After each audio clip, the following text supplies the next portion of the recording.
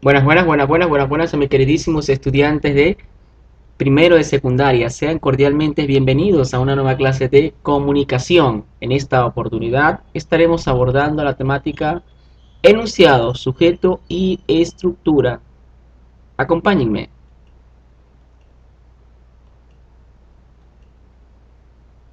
Vamos a ver qué es la definición de enunciado. Recordemos que la palabra enunciado significa palabra o conjunto organizado de palabras que expresan una idea.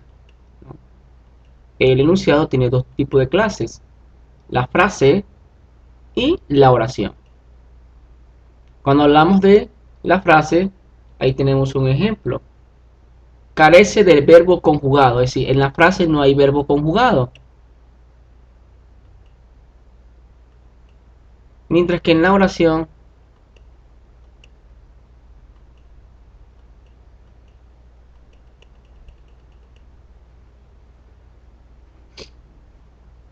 ok, hay dos tipos de clases de enunciado: la frase y la oración. En la frase, este carece de verbo conjugado, mientras que en la oración se establece mediante los siguientes criterios. Es decir, desde el punto de vista semántico, la oración tiene sentido completo porque expresa una idea general. Desde el punto de vista sintáctico, la oración posee independencia sintáctica porque termina en un punto. Desde el punto de vista morfológico, presenta concordancia gramatical, es decir, está conjugado porque sus elementos concuerdan en género y número con el sustantivo, el verbo y el sustantivo. En cambio, la frase no tiene verbo conjugado. Ahí tenemos un ejemplo: el otro y la tolerancia. ¿Bien? El concepto de otredad, no hay verbo aquí, no hay verbo conjugado. En cambio, acá en la oración sí hay verbo conjugado. El concepto de otredad es es un término reciente. El 16 de noviembre es el Día Internacional para la Tolerancia.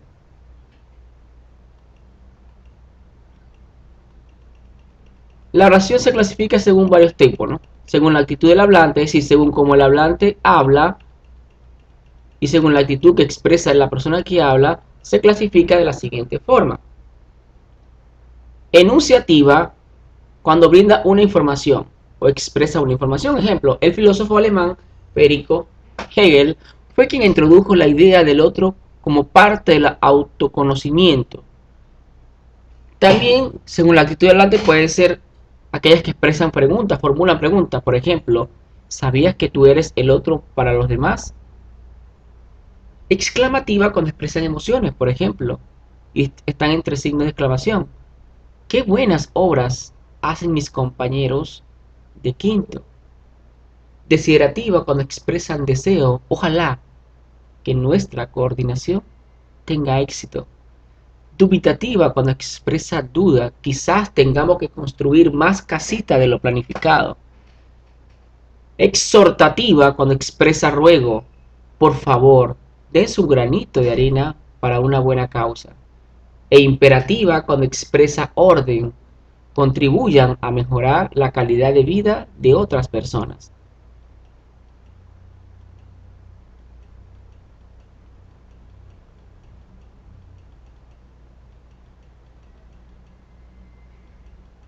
¿A qué se considera sintagma? Escuchen bien. Cuando las palabras se juntan unas con otras para formar grupos que se organizan alrededor de un núcleo, a eso se le llama sintagma. El conjunto de palabras que se organiza alrededor de un núcleo, ¿no? Un núcleo que puede ser sustantivo o verbo o adjetivo. Vean, por ejemplo, aquí tenemos el otro, el concepto de otredad, ¿no? El sintagma se clasifica de de varios tipos.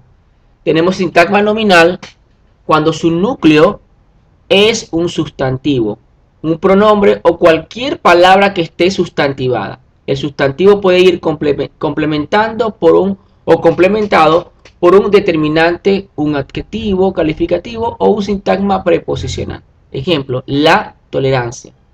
Aquí el núcleo sería tolerancia, el sustantivo. Entonces decimos que este tipo de sintagma es nominal, porque su núcleo es el sustantivo, en este caso de más y tolerancia.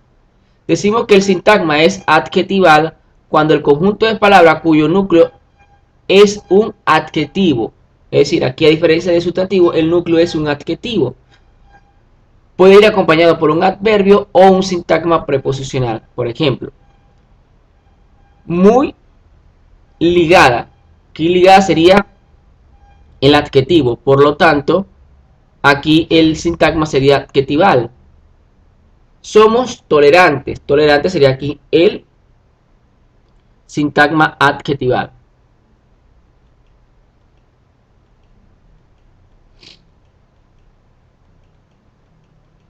También tenemos sintagma adverbial y sintagma preposicional. Y finalmente el sintagma verbal. El adverbial cuando por supuesto el conjunto de palabras tiene como núcleo el adverbio. Este puede estar acompañado por otro adverbio o por un sintagma preposicional. Aquí tenemos así, pues, así sería el adverbio. Por lo tanto, este sintagma es adverbial. También nos dice que puede estar acompañado por un otro adverbio. Aquí tenemos si apostemos. ¿Ve? Puede estar acompañado por otro adverbio o por un sintagma preposicional. Este sintagma que está acá sería preposicional porque esta es una preposición. ¿Se dan cuenta? Y el sintagma preposicional está formado por una preposición y un sintagma nominal. Pero comienza con el preposicional. Fíjense, en es la preposición, en la preposición. Por lo tanto, aquí el sintagma que prevalece es el sintagma preposicional acompañado del sintagma nominal, que sería el momento. Y aquí sería individuo. Y finalmente el sintagma verbal, donde el núcleo es el verbo.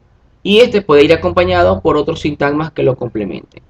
Introdujo, comienza con el verbo. Necesito, comienza con el verbo. Ahora, según su estructura, la oración se puede clasificar de la siguiente forma. Unimembre no se puede dividir en sujeto y predicado. Aquí esta oración no se puede dividir en sujeto y predicado, por eso se le llaman unimembre. En cambio, las oraciones bimembre tienen dos sintagmas, un sujeto y un predicado, ¿no? Entonces, cuando yo les pida clasificar la oración según el tipo de sintagma, bueno, clasificar la oración según su estructura, ustedes tienen que decir si es bimembre o es unimembre. Si es unimembre o es bimembre. Fíjense que aquí tiene sujeto, predicado, pero acá no se puede dividir en sujeto y predicado. Ya sabemos que el sujeto es la persona, animal o cosa de quien se está hablando en la oración, ya se lo hemos visto, y el sujeto se clasifica en simple, cuando tiene un solo, digamos, verbo. Aquí tenemos el ejemplo, consta de un solo núcleo, que sería el verbo, un solo núcleo sería un solo verbo. Y el compuesto que está conformado por dos o más núcleos, es decir, dos o más verbos o dos o más sustantivos. ¿Ya?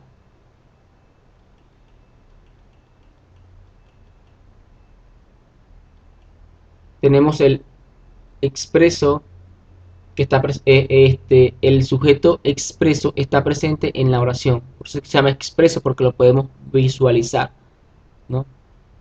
Recordemos que el sujeto compuesto es aquel que está formado por dos sujetos, fíjense.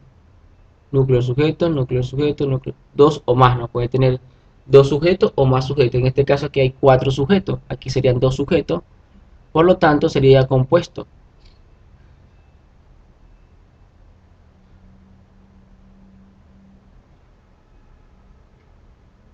Y el sujeto expreso es cuando aparece en la oración. Aquí tenemos el ejemplo.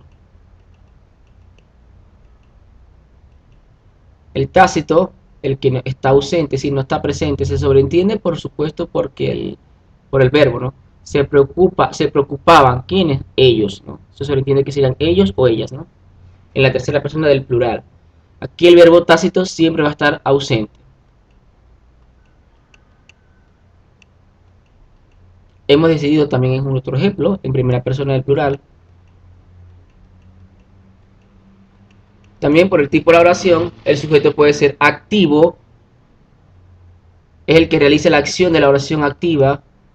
Los chicos, cuando el sujeto realiza la acción directa, elaboran.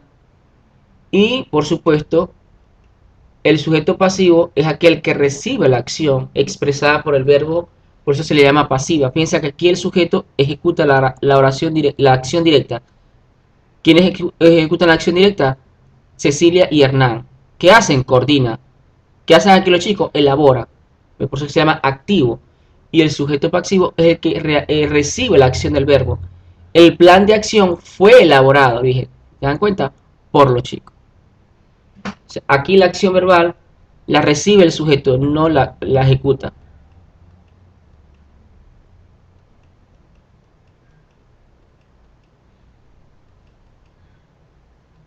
Según su estructura, podemos decir que los elementos del sujeto